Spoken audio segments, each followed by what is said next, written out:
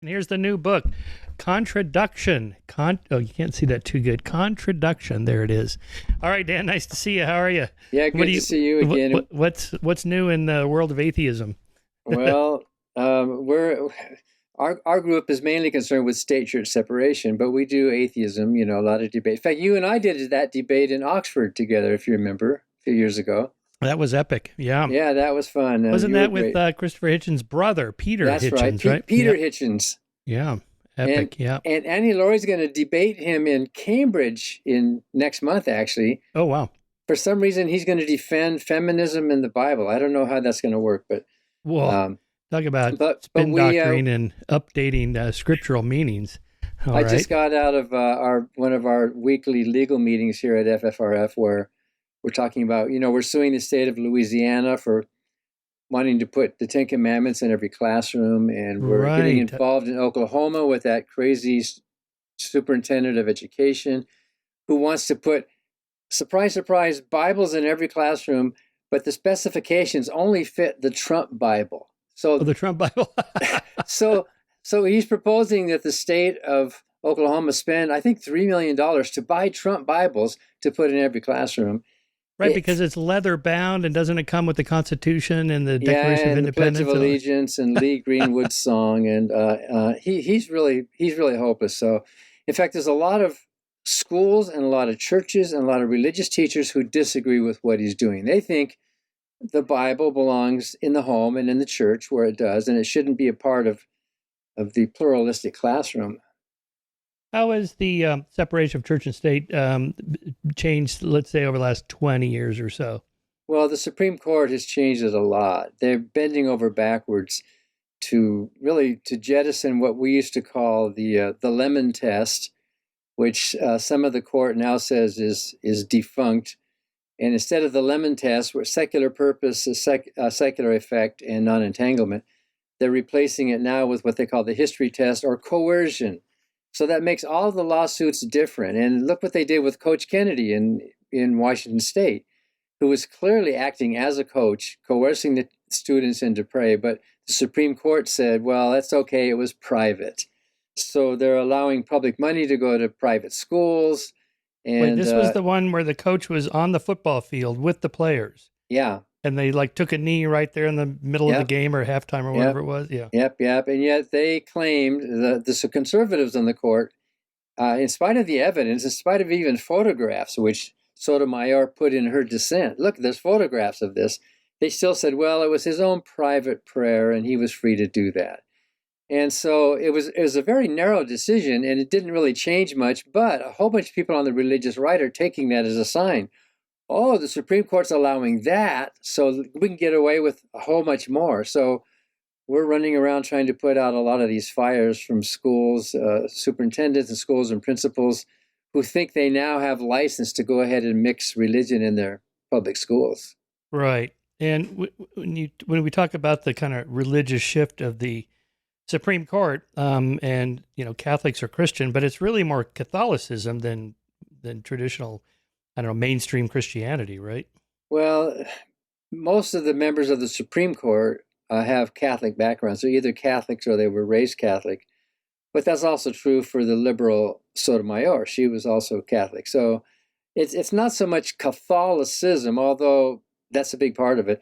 It's this sort of new kind of mixture of in the evangelical Protestants and independent charismatics and conservative Catholics. It's more like a Christian nationalism kind of a thing that doesn't really care what denomination or what church you belong to.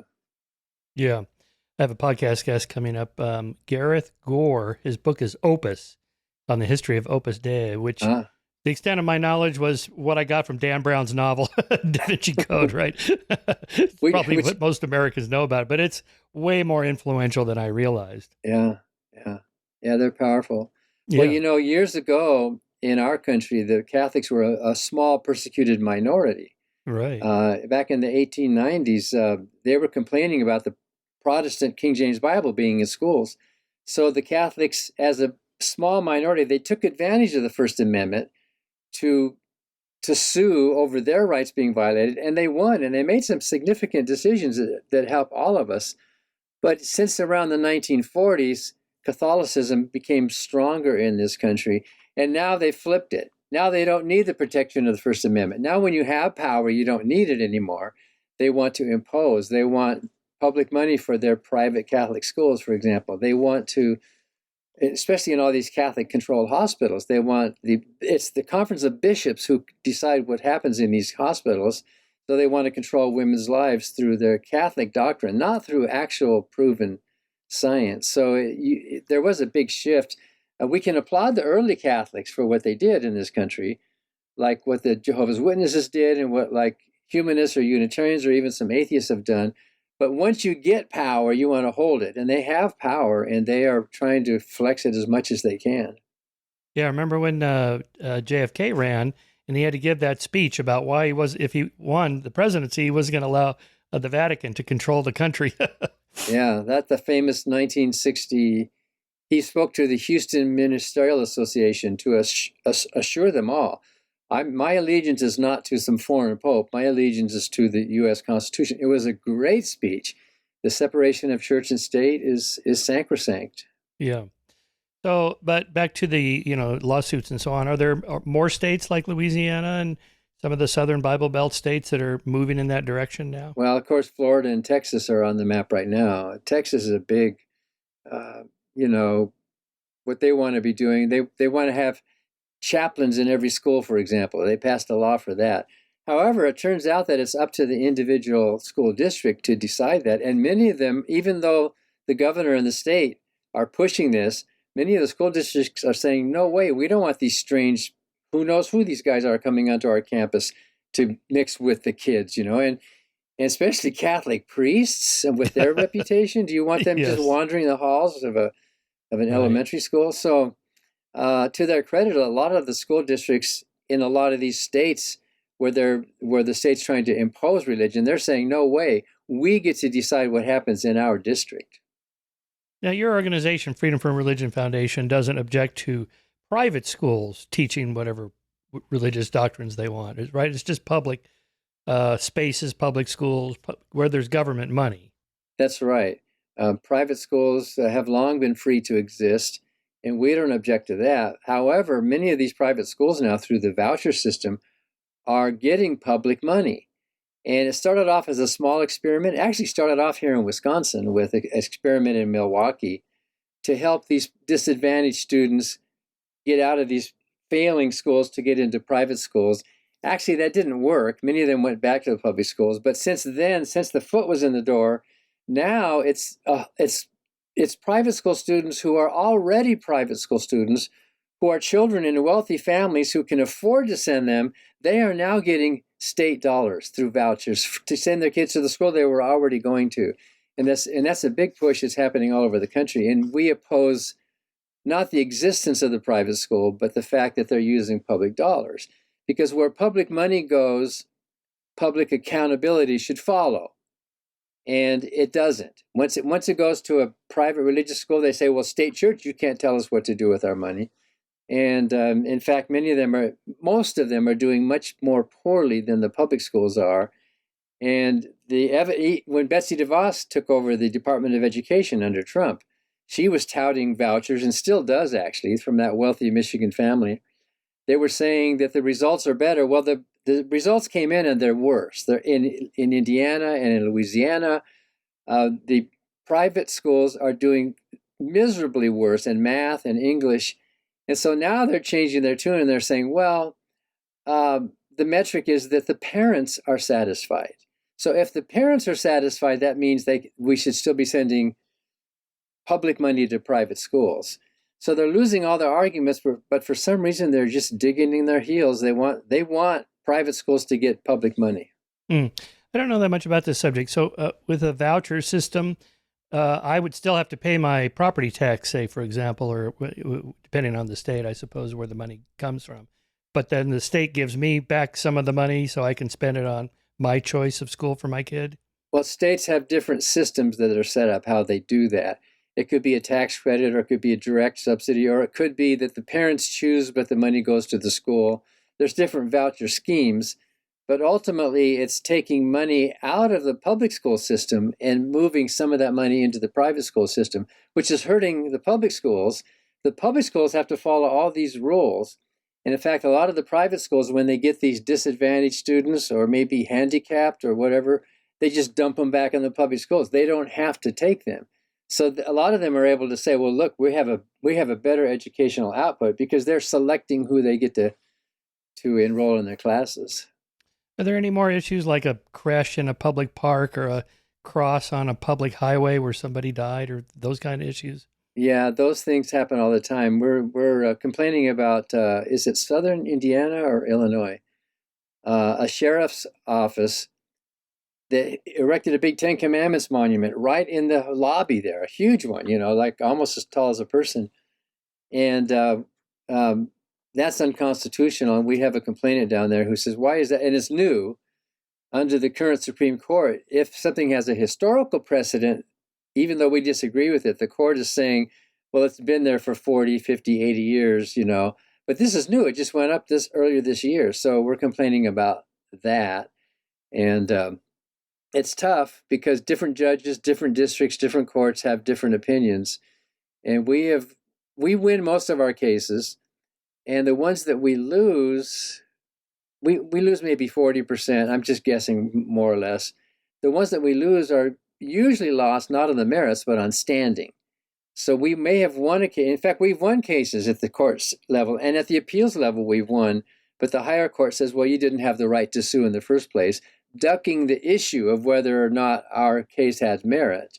For example, the National Day of Prayer. The only adjudication on that issue was in our favor, but the court said, well, you can't get at it. You're not really injured. You can just look away. You don't have to pay attention to it. And we even asked, one of our attorneys even asked someone in the court, well, who would have the right to sue over something like that? And they said, well, probably the president himself. The president is ordered by Congress to have this National Day of Prayer. And so the president's the one who would make the decision, yes or no. So if anyone's going to sue, it would be the president. Well, that's never going to happen. We citizens don't have the right to sue over that now, even though we had a legal decision in our favor in that case. Just curious, how does it work? When you sue somebody, do you have like a list of lawyers in different states and you just contract with them and you pay them independently from your budget and so on, or how's that? We have 10 full-time lawyers of our own who are brilliant. They have years of experience in constitutional law. But yes, usually when you sue in another state, you need local counsel to do the filing and to do all that kind of stuff. So some of them do it pro bono, and some of them we pay. And if we win the case, we can sue for costs, and then they get their pay, actually. So there have been attorneys, an attorney in Nashville, for example, sued over the Bible classes in Dayton, Tennessee. They did it on spec, but they kept track of all their hours.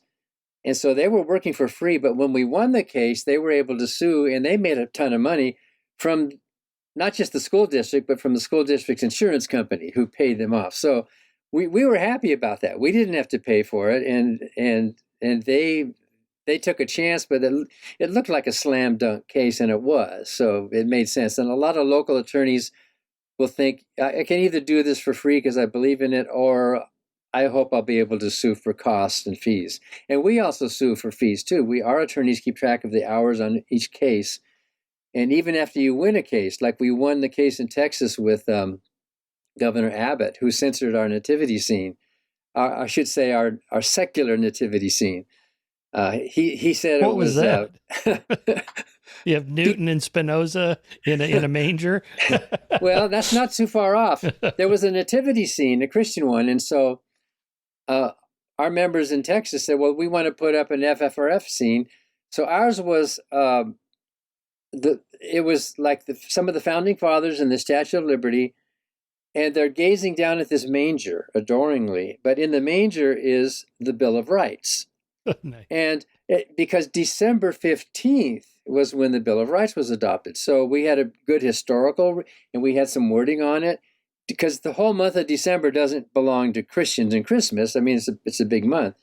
So, and in fact, we had a legislative sponsor for it, and we even went through the approval of all the committees, and it was all perfectly legitimately permitted.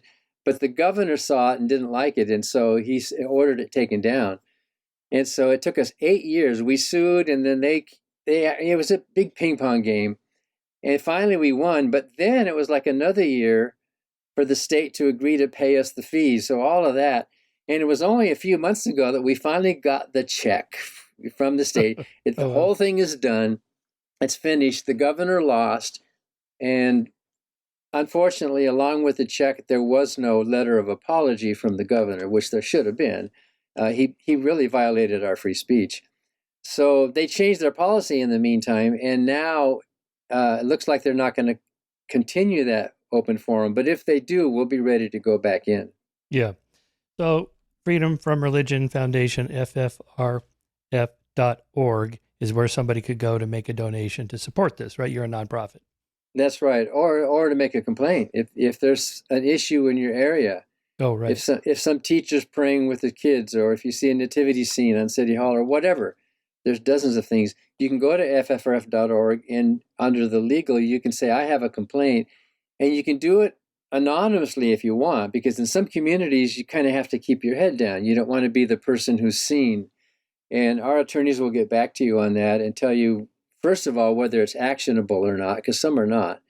And then additional advice about information that we need in order to proceed with issues. And we get hundreds and hundreds. We get more than 1,000 of those complaints each year, and we respond to them. And most of them are solved by writing letters. We can write a letter to some Mississippi school district and say, hey, by the way, did you know this was illegal? Then sometimes they say, we didn't know that. Thanks for telling us. And they'll stop it, which is nice. You don't have to go to court. You can just send a letter. Often, though, they dig in and they say, well, you're going to have to sue us. And so there was a high school in Southern Ohio. They had a big painting of Jesus on the high school wall. And the principal said, that painting's not coming down without a court order. So we went to court and got the court order, and the painting came down. He was able to save face in his community, by saying, I fought for the Jesus poster, but the courts made me take it down. But actually, his insurance company made it take it down because they said they're not going to pay for the next round of a losing lawsuit. Your school's going to have to pay for it. So that'll do it. If your insurance company is going to back you, you better rethink this. Yeah. Yeah. I mean, the first principle of any moral principle is its generalizability. What if it was an Islamic center that wanted to place the Quran in every public school in the state? Yeah. Would the same people promoting this agree with that? Well, no, of course not. Yeah. So their argument then is, but we're not an Islamic country. We're a Christian or Judeo-Christian nation. How do you respond to that kind of argument? Well, that comes up a lot when we sued in Dayton, Tennessee over the Bible classes. Their argument, and they lost. We ended up winning that one. The Scopes trial took place in Dayton, Tennessee. I know it well. And the legacy of the Scopes trial, where Darrell went against William Jennings Bryan, there's a Christian college in Dayton called Bryan College, named after William Jennings Bryan. So they were bringing students in from the college into the public schools to teach Bible classes during school time. So their argument was that, well, this is historical. The Bible is important to our community.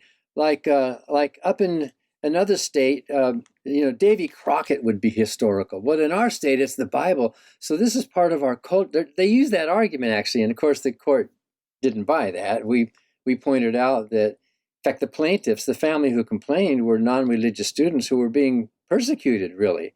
They actually had to run them out of town because they were not going along with the majority. So public schools should be equal to everyone, welcoming of all students, whether they're in the majority or minority. And it's really the minority who suffers when these violations occur. Yeah. Even when, I point out that the founding fathers were not, in fact, mostly Christian. They were, in fact, mostly not Christian. And especially, near as we can tell from church records and things like that, Americans at the founding time were not fanatical churchgoers and Christians. Nothing like evangelical movement in the last half century.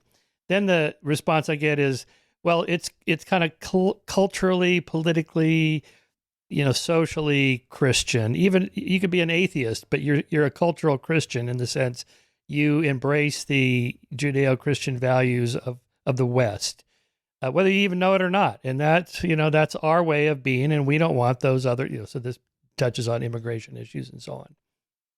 Yeah.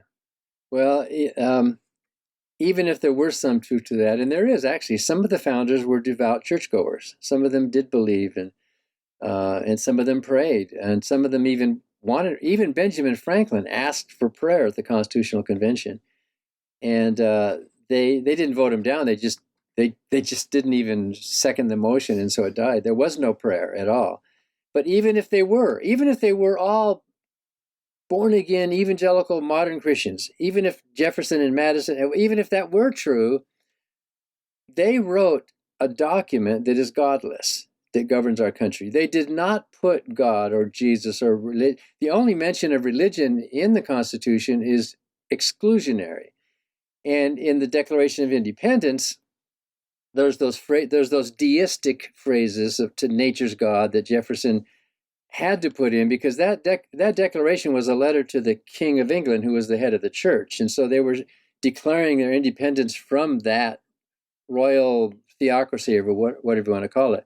So they couched it in that wording, but there's no Christianity in there, and there's no theism in there. If you think about it, the whole idea of nature's God that they talked about back then was more, like you said, more like a Spinoza kind of thing, more like a deistic kind of thing. And but the proof's in the pudding. They produced a completely secular, godless constitution, even though some wanted it. There was even debate about whether we should put God, and they said, no, we shouldn't. This should be a secular state.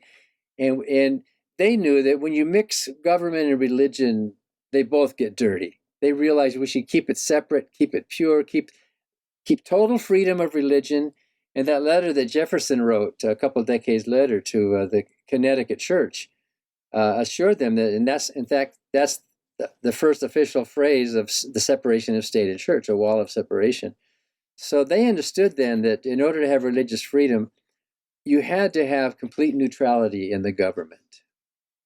Yeah. Well, that's mostly worked out good, not only for the state, but for the church. Yeah. I mean, in Europe, most of the, religions are in decline because the government has kind of taken over the job that religions do, taking care of the poor and so on. Anyway, That's a separate issue. I guess one reason to transition to your book, Contradiction, and what people actually believe and why they believe things and what their arguments are. I mean, one reason for the push toward Christian nationalism is they really believe they have the right ideas. Like our beliefs are better than other beliefs. They're more correct. And this is really better for our nation.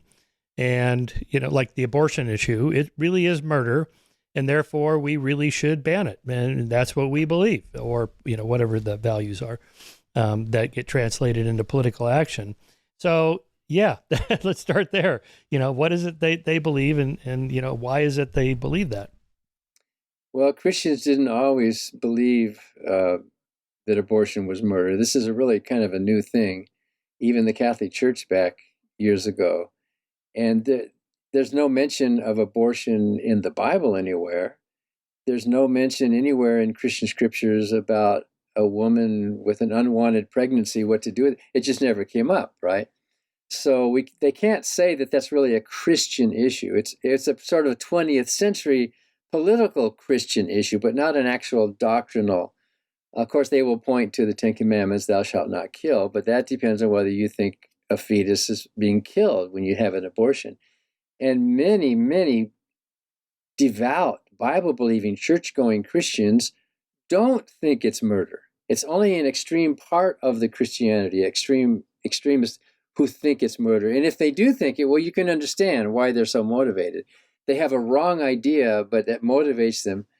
Luckily, we still live in a democracy where the other Christians and other religions and non-religions can participate in this dialogue.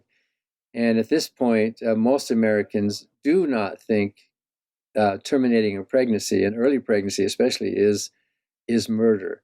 I saw a booth. I walk home through the University of Wisconsin most days, and through the library mall there, and a woman had a booth, anti-abortion booth, and she was trying to tell me it's all science. It's all scientists agree that even the simplest little zygote is a human being, and you're killing a human being. So I asked her, I said, okay, suppose this fertility clinic was on fire, and there's this refrigerator with 500 frozen embryos in it, and they're about to be destroyed. They're about to go up in flames, and you rush in there to save those 500 lives. And she's nodding, yeah. And I said, but when you get in the building, you notice in the next room, there's a little baby girl in a crib who's crying. You only have a split second. Which one do you save? Do you save the baby girl, or do you save the 500 embryos? And she said, well, I would save the baby girl, of course. That's what she said. And then I said, so you get it, don't you? And she's wrinkling her. And I said, why would you let 500 lives die and just for one? Isn't that immoral? And she was thinking about it, and she didn't really say anything, but I think the light went on. There is, there's a gray area. The court has put it into the second trimester, but different religions put it at different places, some even later, some earlier. And so that's a matter of personal choice, whether she would save that one little girl. And she said, well, the little girl is crying and she's hurting. And I said, well, of course, that little girl is a human being who's born. Those frozen embryos, even though the judge in Alabama made a decision in which he invoked the name of God 41 times, that those frozen embryos are actually human beings. She got it. So Christians don't agree. I don't think atheists even agree. I think there's some atheist anti-abortionists. I think most atheists lean toward the liberal side, but it doesn't follow that if you're an atheist, you're necessarily a liberal. Well, most atheists would say it's not okay in the third trimester, or the end of the 8th month. It's okay. No. Yeah. I would say, no, it's not okay. Yeah. I mean, unless the mother's about to die or something like this. It seems to me that the problem is you have a black and white, yes or no binary moral system, grafted onto a continuum where there is no point. Exactly. And sometimes the law, it's like Solomon has to cut the baby in half. Sometimes the law has to say, well, where is that, it's interesting how that became a right-wing Republican issue. I just had Max Boot on the show. He wrote the definitive biography of Reagan. And he pointed out that when Reagan was governor of California, he passed the most liberal abortion law in the country, 1968, that women could get an abortion, in the case of rape and incest and health issues and things like that. And that was radical. Reagan. Yeah. Well, and look at Biden, a devout Catholic, and look at a lot of devout believers in Congress and in the government who, they love their God and they believe in their moral system and all of that. And yet they are convinced that it's not murder. It's not killing. It's obviously terminating a potential life, but it's not murder. Yeah. So another podcast guest I had on is a cognitive psychologist talking about different kinds of beliefs. So I use this in my next book on truth, different kinds of truths. So like when a Christian says, I believe that my church has a parking lot. That's a very different statement than I believe that God is 3 in 1 and 1 in 3. They can go check the parking lot. It's an empirical statement, and yes, it's there. No, it's not. But how would you ever check the 3 in 1? No one has any idea how to do this. The most learned scholars in history write tomes try to explain how you can have 3 in 1 and 1 in 3, and how Jesus can be God and man and all that stuff. And, it's still not convincing. So his argument was that in a way, that's a different kind of statement. It's a social signal, like, this is my faith. I accept whatever they tell me. It's fine. I don't care. How am I going to know anyway? I'm a Catholic, so I believe this, or I'm a Baptist, so I believe that, whatever. There's no empirical truth to any of those claims. It's just more of I'm a member of this social group, so I'll just profess my public belief in whatever they tell me, and that's good enough. Yeah. And of course, an immaterial being, a timeless immaterial being, you cannot use the epistemology of natural investigation on something like that. So the phrase isn't really a veridical phrase. It's more of a metaphysical phrase that is, like you say, it's like a symbol. This is what we believe. People, of course, were killed over that. Servetus challenged Calvin over the doctrine of the Trinity, and Servetus was right, actually. He showed that verse in the Bible that's called the comma, it was inserted later, but it was too late for Calvin to change his mind because he already put it in his Institutes. He had already written it, and here comes this upstart Servetus, who actually knew more than Calvin, telling Calvin that he was wrong, thinking Calvin would happily go, "Oh, I made a mistake," and it got Servetus killed at Calvin's order. So we think it's silly stuff, but it's life and death matter for a lot of people. Yeah, but so much of just to generalize, there's so much of what happens in the world that most of us, most of the time, really can't check ourselves. It's not really faith exactly, right? It's more like confidence that the system works pretty well most of the time. I accept what quantum physicists tell me. I don't know quantum physics. I couldn't derive the equations and all that stuff. I just kind of take it like they're mostly right most of the time. So okay, that's fine. But at least you know that there is a naturalistic plausibility to the claim. Others can inspect it and they can show you their results, and you've got some kind of natural metrics there. Whereas with the Trinity or with the Holy Spirit or with angels and that, what are the metrics? What are we using to determine the truth value of these religious statements? Yeah. I'll tell you a funny story. I've been trying out a new tactic, and you'll appreciate this. So different kinds of truths. So there's literary truths, like the Brothers Karamazov, Dostoevsky's great novel. Were there really 4 brothers Karamazov in 19th century Russia? It's like, what are you talking about? I mean, that's like asking, is there really a Harry Potter or a Jane Austen novel, character or something like that? But these carry deeper truths about human nature and society and love and conflict and jealousy and violence. And, that's what great literature is about. What if the resurrection and all the other religious doctrines in Christianity were never meant to be taken as empirical truths, but they're more like literary truths? They're just stories. Yeah. Sort of a Jordan Peterson, Joseph Campbell kind of mythological way of thinking about it. Anyway, so I've been trying this out on different Christian groups, and they're not buying it. Oh, no. The resurrection literally happened. Literally? I mean, maybe it's mythologically. No. If it's mythological, then there's no reason to be a Christian. Like, really? And the answer is yeah. Well, that's the thing. Even if it were a literary truth, there are people who actually believe it's literal truth. And they should be sympathetic to the concept at least, because even Jesus made up stories. The parables. Was there really a prodigal son? Right. No. It doesn't matter. Right. Did he have a name and a social security number and an No. Even if Jesus or somebody who wrote the New Testament, and Jesus would have said, well, that doesn't matter if it's a true story. It's the moral lesson. So you could ask the same question about Adam and Eve. And a lot of people think, now we know there could not have been an Adam and Eve from genetics and from history. And even if there were, they would have come out of Africa, not out of the Middle East. So we know there's something wrong with the story. So a lot of Jewish friends of mine say, well, that's also just a metaphorical thing. So if that's true, and this played into my deconversion when I was thinking my way out of that box, if the prodigal son is a parable, and if Adam and Eve are a metaphor, then what else in the Bible is just a big figure of speech? Maybe even Yahweh, maybe even God himself is just one huge literary, meaningful statement that gives some purpose in our life, and at least into the lives of those early Israelites.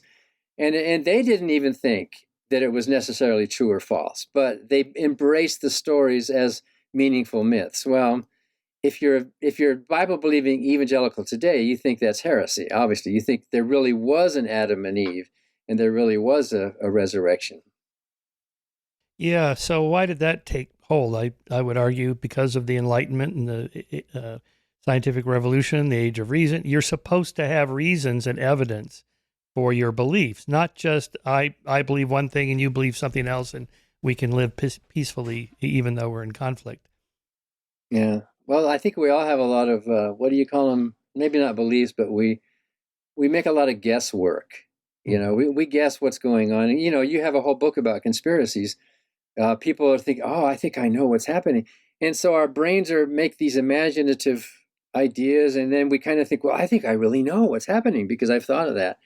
So is that a belief, or is that just an educated guess, or is that wishful thinking? I don't know. Our brains are very creative, aren't they? Yeah. Well, I mean, I started thinking about this with the creationists. Did people in the 17th century insist, that the earth had to be a certain age and it had to, whatever science there was, however crude it was, had to match the biblical scriptures?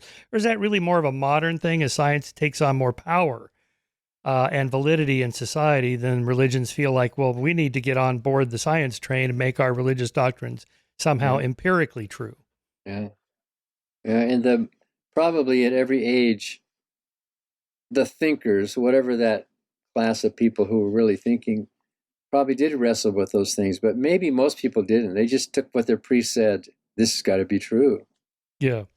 All right. Contradiction. Let's get into that. I really love this little book, and I really do think it's an important concept. So give it to us. What is it, and how do you apply it? So contradiction is a new word that I made up, and if you get that, you get the word a day email by Anu Garg. You should get it every day. He introduces a new word and the definition of it.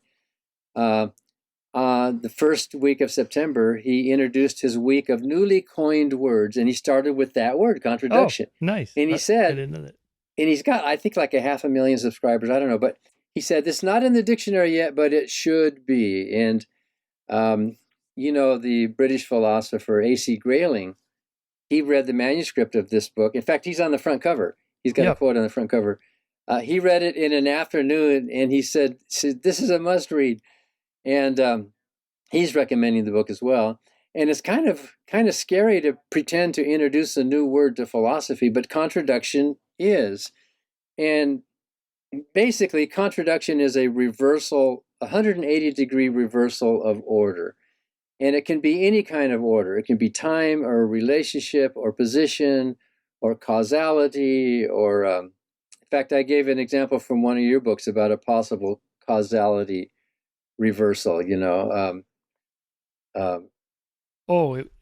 right. I forgot which one it was. It had to do with I think with fear and conspiracies. But anyway. Yes, that's right. Yeah. Right. So the easiest way to explain what contradiction is have you ever been sitting on a train that's not moving, and the train next to you starts to move, and you briefly think it's you that's moving? Mm-hmm. Your brain got it reversed. Well, that's a contradiction of position and movement, because if you look at the world only from your own point of view, as if you were the center of everything, you can get things totally backwards. And the most famous, I think, powerful contradiction is the sunrise. We human beings think we're solid and still. We think the sun is rising. And just like the train moving next to you, it's hard for us to shake the fact that it's not the sun that's rising, it's we who are rising. And that contradiction took centuries. In fact, people lost their lives over it. Bruno was burned at the stake, and Galileo was persecuted for this because it went against church teaching. The church taught that the sun goes around the earth. So that was really hard to correct that. And even today in our language, we still use the word sunrise, because from our point of view, that's what we call it. We know the sun is not rising, but we still use that word and that phrase. So it can happen in relationships. In the book Killers of the Flower Moon about Oklahoma, which is an amazing book, and they made a movie out of it too, with DiCaprio. There's a photograph in the book of a homeowner and her servant. There's this white woman standing by the door of this summer retreat, and next to her is this really dark-skinned Osage woman. Most viewers of that photograph would assume that the white woman's the owner and the dark woman's the servant, but it was the reverse. That Indian woman had become wealthy from oil rights and had hired the white woman as a servant. So that's contradictory. It's a 180-degree switch in our brains. I also talk about in in the 1700s, when European scholars and philosophers and scientists were trying to come up with the idea of race, because before then there really wasn't a concept of race. And even today now, most scientists agree race is just a concept. It's not really a thing, you know. We can look at regional variations. But back then, these mainly French scholars were trying to think, what happened to the Africans? What's wrong with them? What's wrong? Why did their skin get so dark? And they came up with all these theories and experience and all this. Maybe it's this hot temperature. And they viewed the black and dark skin as an aberration or a deviation from the norm. And when you look at life from your point of view, you think your point of view is the norm, when actually we now know the reverse is true. We all came out of Africa, and it's the white skin and the light eyes that are a mutation, a deviation from the normal human pigmentation. The mutation that was necessary to survive in the northern hemisphere to get vitamin D, that mutation basically created a failure of the pigmentation to reach its full potential. So that's what light eyes and light skin are. It's a mutated failure. And so that's a contradiction. They didn't know it at the time, but they were thinking totally backward about the relationships. So in contradiction, I give a bunch of different examples. And the primary example in the book is this contradiction of the fine-tuning argument for the existence of God, which a lot of people, and I think even you say it's the best argument that the apologists have. The agnostic physicist Steven Weinberg said, yeah, the constants of the universe seem so perfectly fine-tuned, and if any one of them was off by even a hair, life would not be permitted. So it kind of looks like the universe was fine-tuned for us. And the example I give in the book is that, well, that's kind of like the guy who's amazed, how did they make all those rivers flow right along the state border? How did they do that? It must have taken a huge, expensive civic undertaking to get those rivers to be exquisitely fine-tuned to the border. Exactly. You know, that must have been design, right? Well, of course, the rivers came first. The borders came later. And Victor Stenger, you knew Victor Stenger, right? Yep. He was the astrophysicist. He died about 10 years ago. He wrote a book called The Fallacy of Fine-Tuning. And he concluded the universe was not fine-tuned for us. We were fine-tuned for the universe. And we would not have evolved the way we are if the constants and parameters and ratios, all of those forces weren't the way they are. So it's a 180-degree reversal, and that's what contradiction is, and it has applications in many, many different fields. Yeah, it's so good. In a way, it's a kind of counterfactual causality. We start off this kind of a Humean explanation of causality where, you know, we associate A with B in time. A happens, then B happens. And our brains are naturally wired just to assume that A caused B. But as we've discovered through science, you can't make that assumption. Often it's the opposite, or there's a confounder C that causes both A and B, and on you go. So the rooster thinks that, you know, whenever he crows, the sun rises. And so he thinks, whoa, look at the power I have. Yeah. You know, and then until you silence the rooster, so that's your counterfactual, and the sun rises anyway. Oh, it wasn't the rooster. Okay. Right. So you change one of the variables. I mean, it's basic experimental methodology, and to see if the effect still happens. So I just remember the example you used in your book from my conspiracy. Well, the rooster crowing is a example of post hoc reasoning. Yeah. But it is also So is that different from contradiction then? Well, yeah, not all post hoc is contradictory. But okay, all right. In this particular case, yes, because it's not the rooster that caused the sunrise. It was the sunrise, either that particular sunrise or the millions of sunrises in the history of the evolution of roosters that caused the crowing. It was the other way around. Oh, nice. Yes, right. Yeah, exactly. Perfect. Yeah, that's a good way to put it. Now, I suppose the theist might say that's a good counter, the fine-tuning issue. But what we're talking about is why there'd be any of these parameters in the first place. And that you wouldn't even have atoms. It's not just that life evolved in one direction instead of another direction. There wouldn't be any life. There wouldn't be any planets. There wouldn't be any stars. There'd be nothing if it wasn't, these particular parameters. Yeah. Well, there's three reasonable solutions to that question. There's actually more than three, but some of them are so outrageous, like chaos. There have been gods of chaos, but there's pure chance. That's one. There's multiverse. That's another hypothesis, which hasn't been proved yet, so it's still a hypothesis. And the third one is that there was a supreme being or some intelligent designer who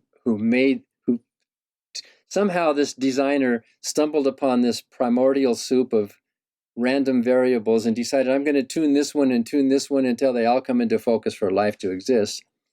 When the problem that the proponents of fine-tuning, proponents of supreme being have, is that at least with chance and with the multiverse, you can come up with a probability.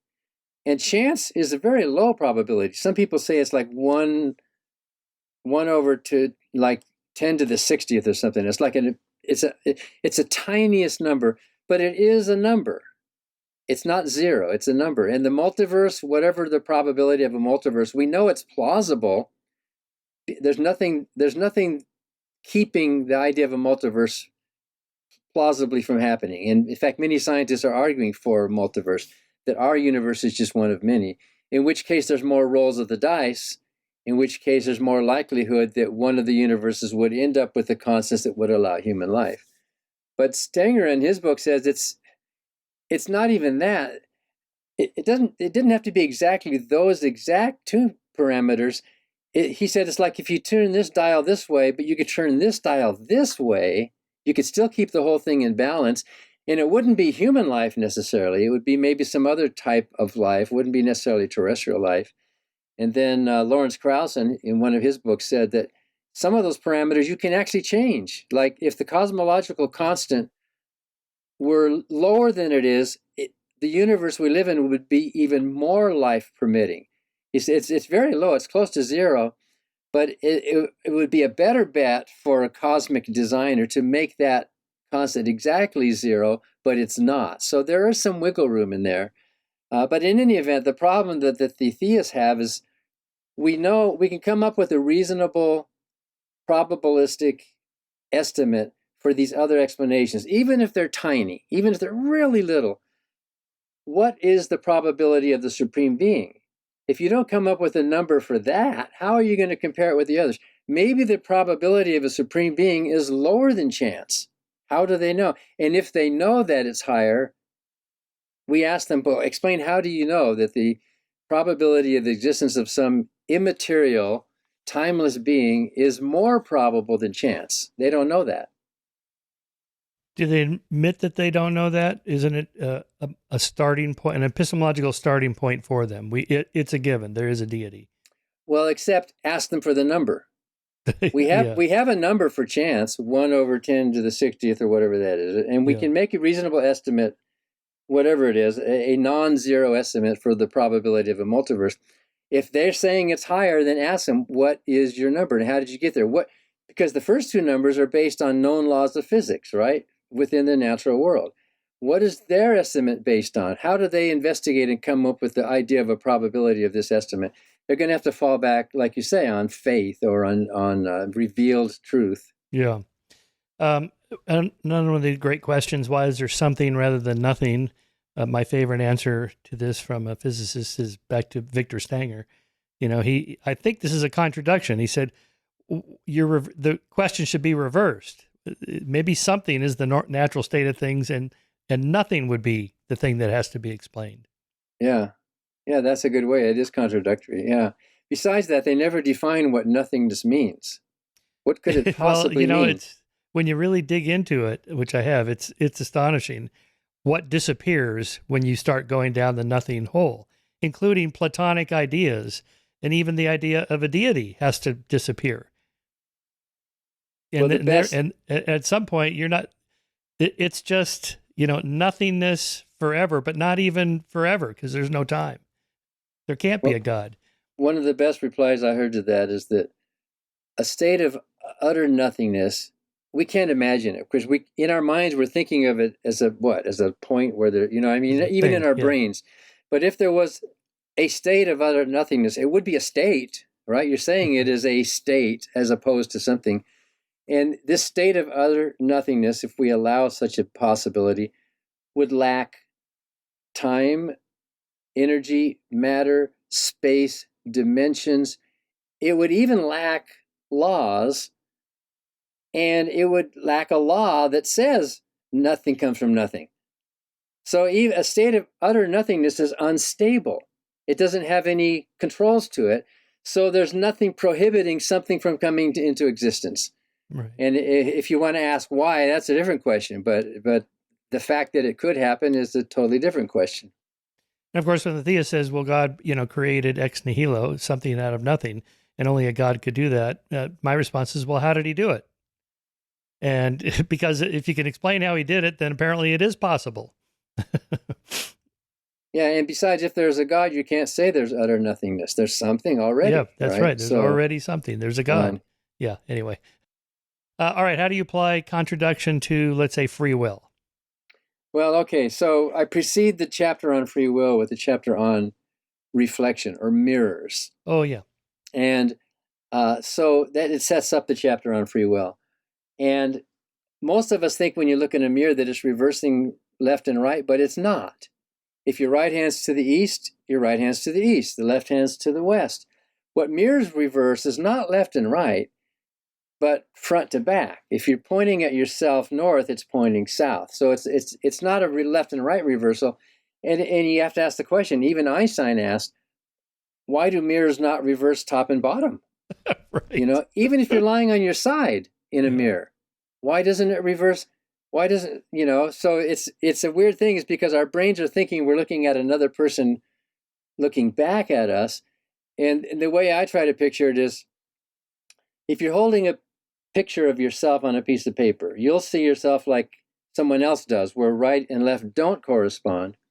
But if you pick up the paper and turn it around and hold it up to the light and look through the back side of it, then you see yourself corresponding like in a mirror. So think of the mirror as not as the person's looking at you, but when you look in a mirror, that reflection is looking with you, not toward you, but away from you. It's not like a person's staring at you. That person is you continuing as if the light path had not been interrupted by the surface of the mirror. So free will, I think, and I have a whole book on free will where I wrote the foreword for that. Yeah, and I agree with you. I think 99%, and even with Sam Harris, I think maybe 98%, that free will is an illusion. Although where he and I differ is that he thinks free will is a pernicious illusion, and I think it's a beautiful, useful illusion, but that's a different debate. So if you think of free will, the mirror, forward and backward in the mirror, as forward and backward in time. If you look backward in time from today, we can look back and see, like Sapolsky wrote in his book Determined recently, you can see that it was all predetermined. You can look back and you can see all the previous causes, and it's obvious when you look back. But when you're looking forward in time, you can't see that. When you look forward in time, even if everything was strictly deterministic, which most of us think it was, we don't know it yet. We don't see it yet, and our brains are juggling these options. Am I going to choose chocolate or am I going to choose strawberry? I don't know. After you choose chocolate and strawberry, you can look back and say, yeah, that was predetermined. You can see why, because of all these reasons. But when you're looking forward, there's this period of uncertainty, and our brains are really good at trying to anticipate. That's probably played a lot to do with our survival. If you can anticipate the future better, you have better chances of surviving in the world. And so we play that game always. We're anticipating, what am I going to do? There's a period of uncertainty where you actually don't currently know what you're going to do in the future. That period of uncertainty is what creates this illusion of freedom. You're in it right now and you don't know, and you're imagining. And so we have this, I think it's a great illusion. I know others disagree with me.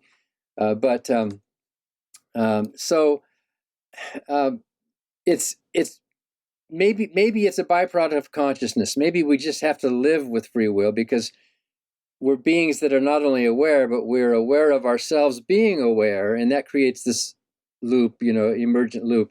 And so that creates this illusion of consciousness. And so maybe free will comes with that. But whatever, we have it. And we all agree that we feel it. Even the strictest determinist feels, They sure do. I've never met a determinist that actually believes it when they're living, when they're actually living their lives. But see, I'm a determinist, and I still feel, you know what I mean? And so I embrace the illusion. I think it's similar to the illusion of the depth perception, which is playing tricks with our brains, but that helps us navigate the physical landscape. And I think free will is an illusion that helps us navigate the moral landscape that we live in. But a bigger question, I think, is if there's a God who is omniscient, that means he knows everything in the past and in the present and in the future. He even knows his own future decisions. This God knows what he's going to do tomorrow at 12 noon. He knows that, right?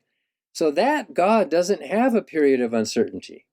That God doesn't have that what if in his own mind. He can't have it because he knows what he's going to do. That God can't have free will. If you know the future, you can't have free will. You're like a robot. You're like a predetermined being. Yeah, that's nice. Yeah, that's a good piece of reasoning. Yeah, I really like that chapter, and that forward I wrote for you, I expanded into a chapter in my next book on truth. And here's what I've added to that. So let's take that argument that Sam popularized. It wasn't his invention, but could you have done otherwise? And, he presents different scenarios, the murderer, if you replaced every one of your atoms with his atoms, you'd do what he did and so on. That's only true if we live in a block universe in which everything has already happened. And we're just, if you watch the movie from outside, you'd see you didn't have a choice. And so could you have done otherwise if you rewound the tape? Well, if you rewound the tape, if it was a read-only memory tape, then no, you couldn't have done otherwise because it's just a recording of what already happened. As you said, it's determined. But we don't live in a block universe. We have the second law of thermodynamics and entropy, and you can't step into the same river twice, as Heraclitus said, because the river's not the same and you're not the same. So moving forward, I argue it's not just that you don't know what the future is. Of course you don't, but the universe doesn't know. The universe is not predetermined. And therefore, you can learn from what happened in the past. So you can't have an exact same scenario in the future that's atom for atom, the same as exactly what already happened. That's not possible. From this point on. From this point forward, right? So you really are making real choices. Last time I went left, this time I'm going to go right. And after you go right, then yes, okay, now it's determined. Now then you can look backward through the mirror and you can say, I understand why I made that decision to go right or to have chocolate instead of strawberry. Nice. Then you would see it, but before it happens, and I guess people raise the idea of quantum uncertainty.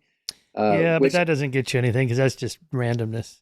It doesn't, except if you rewound the tape, you might not end up at the exact same. Oh, that's true. Okay, yes, okay, that's a good point. Yes, right. Okay. So then you might be. Yeah, fair enough. And even then, quantum uncertainty evens out in the brain. I mean, it's not like one slight quantum difference is going to make your thoughts change at all. No. I mean, there's electrical fluctuations in the brain that are all random, and yet we still have coherent thoughts, Yeah. I find some of those big questions, like why is there something rather than nothing? What do you mean by nothing? At some point, I think we hit an epistemological wall just of what our brains are capable of conceptualizing. You just, imagine you don't exist. How am I supposed to imagine that?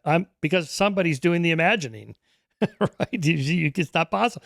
It's like the hard problem of consciousness. What's it like to be a bat? How the hell should I know? If I was a bat, I would just be a bat. I wouldn't be thinking, oh, now I'm a person inside the bat brain, and now I know what it's like. And it's just conceptually so problematic. Well, see, when I was a preacher, I would have said, you're just proving that the human mind is limited, but God's mind is not. Right? Oh, I see. Okay. Well, let's play that out. Then God would know what it's like to be a bat. Presumably. Well, I suppose so. If God knows everything. He is a bat. Some people say he's bat crazy, but I don't know if that's. Yeah, I don't know. I'm, again, immortality. You get to live forever. Imagine a world where there's nothing. Dawkins calls this middle land, right? Our brains are wired to do certain things on the savannas of Africa, certain size, certain speed, certain physical concepts. just, our physics is kind of a folk physics. Even a Newtonian mechanics is a bit counterfactual for our brains, and Einsteinian or quantum physics is completely counterintuitive for us. We just can't grasp certain things. Yeah. But we have tools that can amplify our that thoughts. Helps, yeah. Mathematics and peer review, I suppose, is one of those tools. But all right, what about right. morality? Are there certain moral principles that we can then apply contradiction reasoning, not counterfactual? So you cite C.S. Lewis, Mere Christianity, proposes that since humans universally agree that there are actions we ought to do or ought not to do, we are admitting that we are governed by something outside of ourselves. Then you quote Lewis. And I bring this up because everybody cites C.S. Lewis. They still seem to love C.S. Lewis, even more today than before. Consequently, this rule of right and wrong, or law of human nature, or whatever you call it, must somehow or other be a real thing. It begins to look as if we shall have to admit that there is more than one kind of reality, that in this particular case, there is something above and beyond the ordinary facts of man's behavior, and yet quite definitely real, a real law which none of us made, but which we find pressing on us. Okay, expand on that. So, yeah, we get that a lot in debates. That comes up a lot. The cosmological, the design, and then moral arguments come up a lot in debates. And Lewis is equivocating. He uses the word behind. There's something behind. Like the golden rule, for example. I think most of us agree that the golden rule is a principle, some would even say a law, that transcends us, right? It's like transcends humanity. But the word transcend, or the word behind or beyond, can be taken metaphysically, like theists imagine that when something transcends, there's an actual realm up there, right? Or the word transcend can simply be taken naturally as, like when I'm playing jazz piano in a good band, I'm playing these chords and these notes, and what I'm thinking is music theory. Music theory transcends all the notes I'm playing, all the chords. There's this structure of music theory that's bigger and broader, and it's above and beyond the actual notes I'm playing, right? But can I conclude, therefore, that since music theory, should I put a capital M on it? Music theory exists in some music theory realm out there that's above and beyond, our natural world, or is that just a concept that we're thinking of? And I think that's the mistake that C.S. Lewis and many theists are making, is that they think the word transcend means actually transcending in a supernatural way. There's actually a world behind there. When we look at moral laws like the golden rule or other moral principles, we can say, yeah, they do transcend humanity because they seem to appear in all cultures, right? But does that mean that morality is a big capital M thing that's up there that somehow is existing outside of nature in some way? And that's the equivocation. You're mixing one use of transcend with another use of transcend, and then it's like pulling a rabbit out of a hat. Aha, we have a supernatural world now because there's these things, these metaphysical things out there like 2 + 2 = 4, or immaterial minds or something that proves that, it doesn't prove there's a God, but it proves there must be some super world out there in which a God would live. And I think that's just a simple mistake of logic. So that would be a contradiction then in reasoning? The contradiction would be, instead of thinking that morality is bottom up, you think that it's top down. So bottom up morality, whatever your natural moral system might be, and in my case, I use the word harm.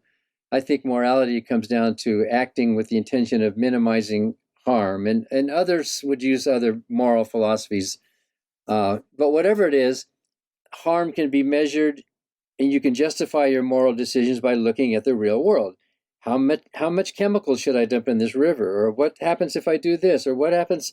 And we can actually measure real harm in the real world and make moral decisions based on a bottom-up idea of justifying it from the world. But a theistic morality flips it 180 degrees. It's contradictory. Morality comes from above. Here's these orders, and you can't examine what's above. You can't cross-examine it. It's a man behind the curtain saying, because I said so. And that's not really a true morality. That's submission. Islam means submission. And most of the Bible most of the Old Testament especially is about submission. So I think naturalistic morality flips the contradiction 180 degrees, and we can firmly ground our moral claims, we might even say moral facts, in reality, in real nature. And that's the mistake that a lot of people make, I think, is surrendering our real natural moral faculties and just giving it up to the orders of a lord or a king. Yeah. Well, I think what you're arguing there is you could derive a logic using, say, game theory behind the golden rule. A should do X to B because you would want B to do X to A in reverse or something like that. There's kind of a logic to it. What's behind what's good for me is actually also good for you, using Dawkins' terminology.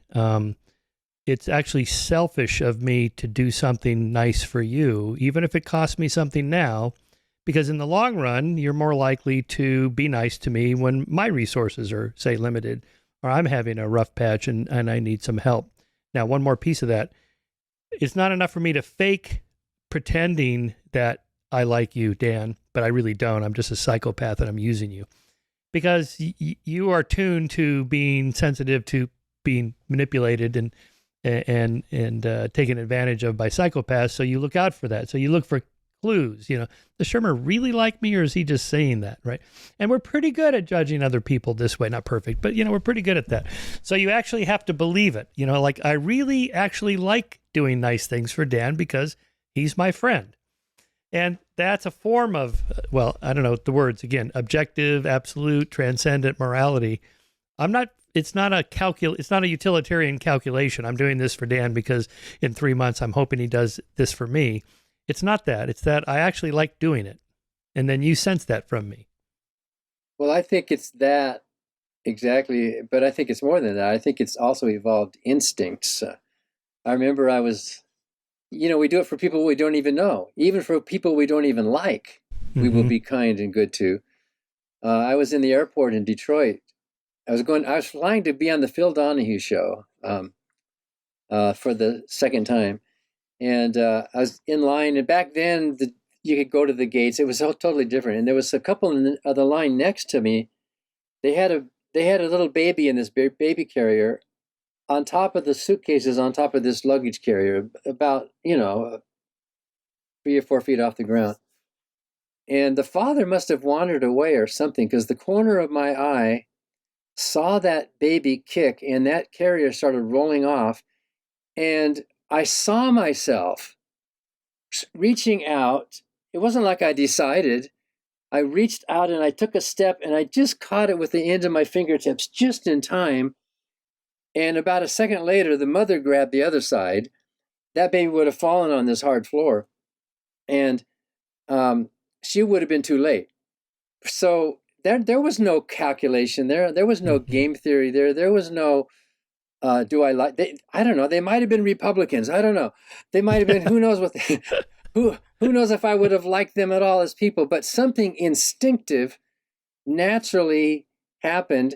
And I think it goes back to just this simple idea that those ancestors of ours who were not stopping babies from falling were less likely to reproduce and breed to survive into the future than those. So I inherited these instincts from my ancestors who survived because of those basic ideas. And why do you hold the door open from the person behind you? You don't know who that is. Why are you doing that? And who cares if you didn't? You wouldn't even. But there's something in us, naturally, instinctively, that doesn't replace, but kind of precedes logical thinking and game theory and moral systems. And yes. I see what you're saying. I completely agree with that. Natural selection has done the game theory calculations for us, and we're left with emotions. The analogy I use is, the evolutionary psych findings about waist to hip ratio, 0.67 is what men prefer in women. Women prefer, the kind of pyramid shaped, men, broad shoulders, narrow waist, and so on. Like you, Dan. But no one walks around with calipers doing measurements, right? We just look and go, "Oh, that looks nice."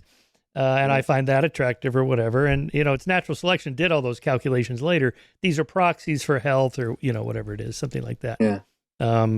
So when we come back at it to the theist, well, here's why, here's the basis, and use game theory. Say it sounds kind of utilitarian and calculating, but it's not in that instinctive sense, as you mentioned. Yeah. But at least what happened there was avoiding harm. In my moral system, I think most of the time it comes down to some kind of harm in the real world that you can measure. Even psychological harm is harm. So, do no harm. Try not to hurt others. And when you do unto others, that's actually not a good way to state it, because you might do something to others that you would like them to do unto you, but you might have really bad taste or have kinky habits or something. People different from you. Yes. And, Bailey Harris or L. Harris in their books, the Stardust books, they say, they call it the platinum rule. We should do unto others as they would have done unto them, So Jesus said it okay, but there's better ways to formulate that philosophy. I call it the ask first principle. And so my favorite example is, again, back to evolutionary psychology and male-female differences in sexual, number of partners and promiscuity and so on. Everybody knows men would like to have more partners than women. Women are more risk averse than men, and so on. That famous experiment where, one student walks up to the other student and says, I found you attractive, and was wondering if you'd go out with me. The second scenario, hi, I saw you standing there, found you attractive, wonder if you'd come back to my apartment with me tonight. In the third scenario, hi, so on and so forth, I'm wondering if you'd have sex with me tonight. Total strangers, right? So, when men ask women, of course, it plummets dramatically for the last one. In fact, it goes to 0. But for the opposite one, if a woman asks a man that, hi, I found you attractive, I was wondering if you'd like to have sex with me. Most of the guys, it was like 60% said, sure. and some of them actually made excuses. Well, I can't tonight, but how about tomorrow night? Right. So, just to ask yourself, how would I feel if a total stranger woman walked up to me and asked me to have sex? Well, I would be just fine, thank you. But women don't feel that way. So you have to ask first. Well, it's true. There's so many other factors there too, and we all vary across the species. Some are more than cultural others. Differences and so on. I guess it depends on your mood and what the other person looks like. Who knows? There's all these other factors. Yes, of course. But here I quote from Abraham Lincoln's, "As I would not be a slave, so I would not be a master. And in giving freedom to the slave, we assure freedom to the free." And then I found this other example he used of countering arguments for slavery. If this is, let's see, how did I put this? 1854, unpublished note. He made the argument to what our modern ears sounds like a perfect articulation of behavioral game theory. If A can prove conclusively that he may of right enslave B, why may not B snatch the same argument and prove equally that he may enslave A? Oh, well, you say, well, A is white and B is black. It's color. Then the lighter having the right to enslave the darker. Well, take care. By this rule, you are to be a slave to the first man you meet with a fairer skin than your own. Oh, you don't mean color exactly. You mean that whites are intellectually the superior of blacks and therefore have the right to enslave them. Take care again. By this rule, you are to be the slave to the first man you meet with an intellect superior to your own. Or woman, yeah. Or woman. Yeah, well, of course, he's writing back in the day when they just used men. But you say it's a question of interest. And if you can make it your interest, you have the right to enslave another. Very well. Then if he can make it his interest, he has the right to enslave you. I mean, that's pretty basic reasoning. But almost nobody believed that back then. Yeah. Well, it probably comes down to power. If you have the power to do it, many people will just do it. Yeah. But back to the morality thing and the theist and your contradiction. There seems to be, the sense that if there's not an outside source saying this is right, this is wrong, it doesn't feel like there's something real about it. Like, but it still comes down to your subjective feelings about things. And if I want to murder people, then it's okay. Who are you to say that it's wrong without an outside objective transcendent source like a deity? Well, because murdering causes harm. People say, Hitler thought what he was doing, Hitler believed it was right, but we can objectively measure those actions and the consequences of them and see, Did it create more harm than was necessary? Or was it intentional harm? And we can then, if we choose to be moral, you don't have to. Some people choose not to be, but if we choose to be moral, then we need some kind of a metric. And I think a consequentialist metric is one good way to do it. There might be other ways.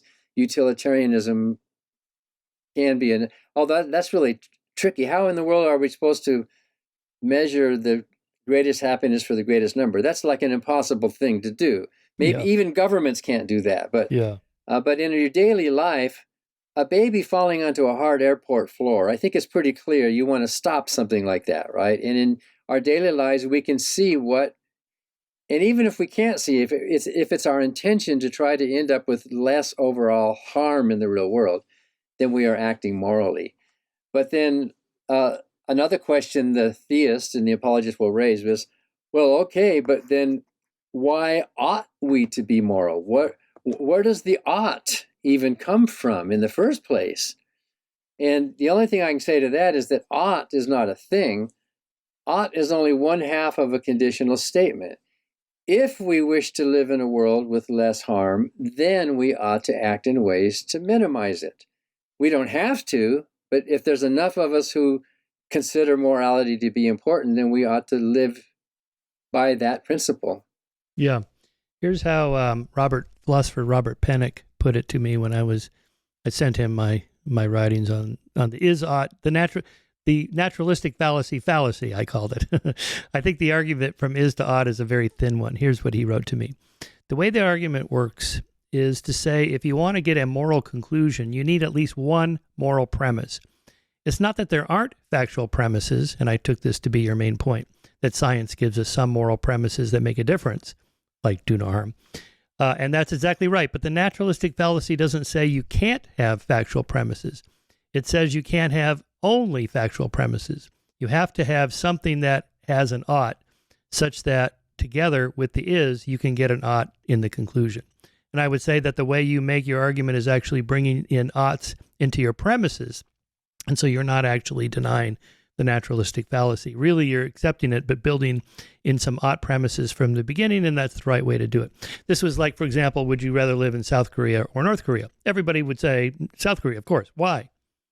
Is it just completely random? Is it relativistic? We just happen at this moment in time in history to prefer democracies over autocracies? I would say no.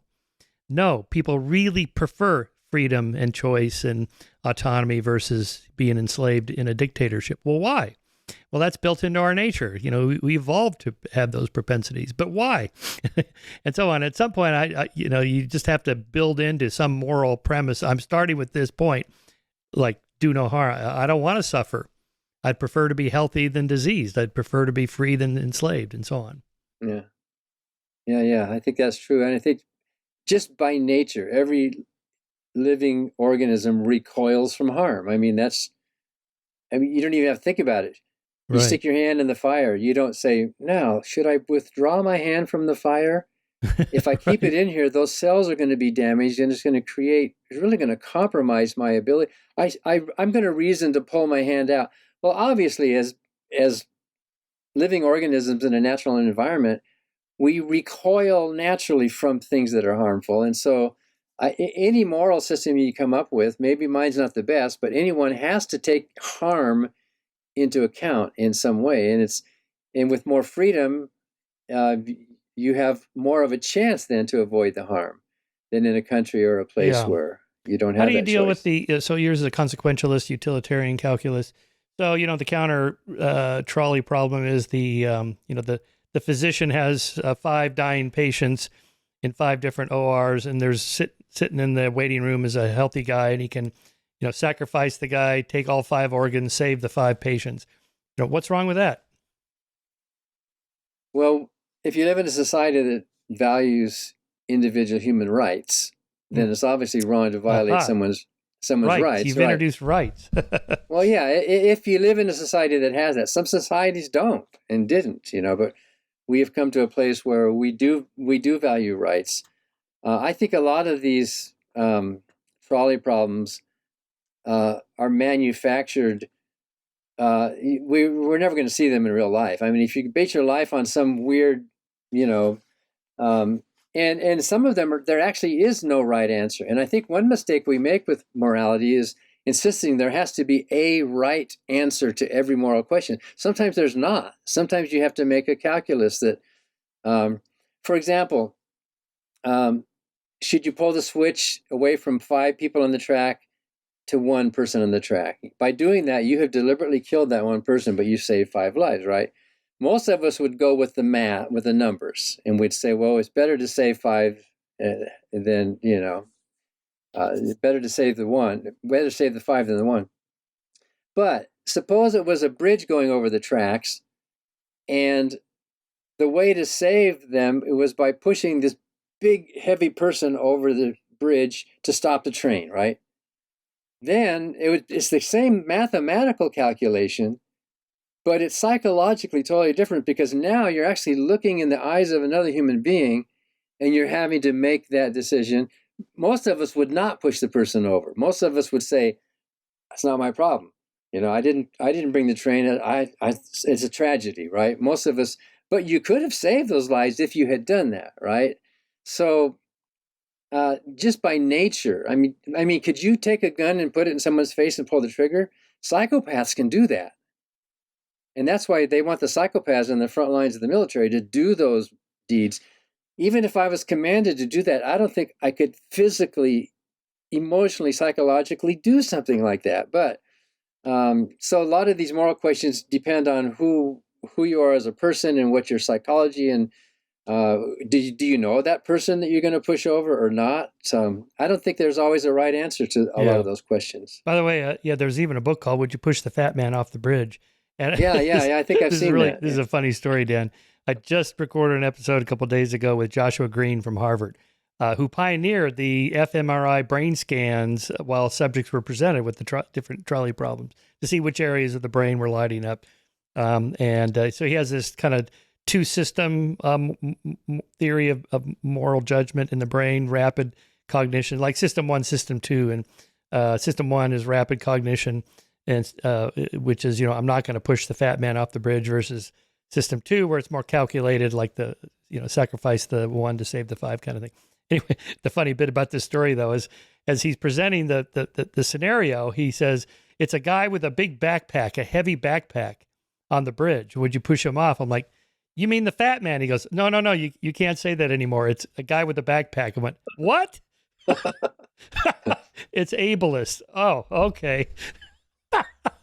That's how far we've come. You can't even use it in a scenario. Anyway, that's really fun. Okay, let's finish up here.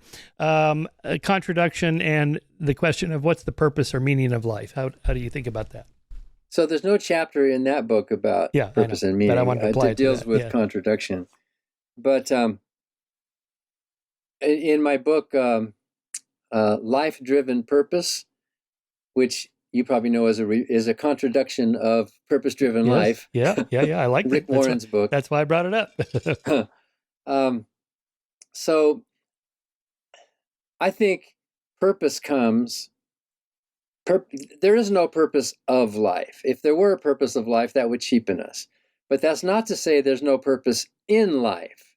And I think that's a mistake a lot of theists make, that purpose has to come from above, from the orders of a commanding officer or a slave master or a king or your parent or whatever tells you what to do, and then you dutifully, I'm going to do what I was told to do, and that's my job. Well, if you're in the military, then you do have a purpose. You do what your commanding officer tells you, and you do that, and you report back that you did, and then you've fulfilled your purpose. But that's not really your purpose. You're following someone else's orders, right? In most theistic systems, purpose comes from following the orders of the boss, right? Where I think in real life, purpose is not top down. I should have had a chapter on that in Contradiction. You're right. Purpose is not top down, it's bottom up. Purpose comes in life, not of life, and meaning of life. Purpose comes from working to solve problems. You have problems to solve, eating and finding a mate and escaping predators and building a good life and doing this. And problems can be drastic or they can be simple things. What's the best way to do my artwork, or what's the, whatever. The problems are, And we find immense joy and meaning in working to solve those problems, to better ourselves. So if you live in an environment where there's no problems to solve, you have no purpose. You're just, heaven's going to be a purposeless existence because there's no problems to solve. And we really get off as human beings on striving and working and struggling and trying this and trying to make things better, to build a better house maybe, or to resist the, I don't know, I wish we had more attention to global warming, for example, or natural disasters or war, or whatever the problems are that threaten us, and there's hundreds of them. If you'll pick one of those, pick something in your life. Maybe your brother or sister died of a rare disease. Well, pick that and work to stop. And now you're trying to solve a problem, and your life has purpose and it has meaning. Purpose doesn't come from flattering the ego of the slave master. That's their purpose. That's not your purpose. So if you want a purposeful life, you have to get rid of the master and live bottom up instead of top down. I always like Christopher Hitchens' description of the Christian heaven as a celestial North Korea. The dictator knows everything you're thinking. Oh, no. And if you look at the biblical definition, in Revelation, it's this big cubic city with one street in it and these mansions, and there's no marriage or sex or any of that going on. The whole purpose of that is to praise the king for eternity. You're just there, and apparently that street is not for vehicles. It's just for the monarch to parade down and say, I'm great, you all need to praise me. So will that be an exciting existence? There are people who think it is. There are people whose mindsets are that my Lord, my Father, my Master is my everything, and I give it all. And you see them in church with their hands raised. Yes, Jesus, yes, and they think praising God for eternity is going to be the most beautiful thing in the world.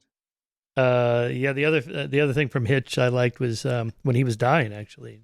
He wrote that series of essays in Vanity Fair in which he said it's like getting a cancer diagnosis, stage 4, there is no stage 5. It's like being at the party and being tapped on the shoulder saying, you have to leave now. Like, but I'm having a good time. Sorry, you have to leave now. So then he carries it out. He goes, okay, so you're bummed out about that. But let's say you're at the party and you get tapped on the shoulder and you're told you can never leave the party. It's like, well, wait a minute. It's a nice party and everything, but at some point. Yeah, he was brilliant. It's so good. Yeah. All right, Dan. Well, congratulations on the book and the new word, contradiction. Contradiction. If enough people say it, it'll get into the dictionary. And by the way, Steven Pinker has a blurb on the top there. An ingenious word for an invaluable concept. Very nice. And Steven Pinker is the editor of the American Heritage Dictionary. Right. So maybe it'll get in there the 2025 edition will have it in there. Hey, I love your work, Mike. You're a great asset. All right, Dan.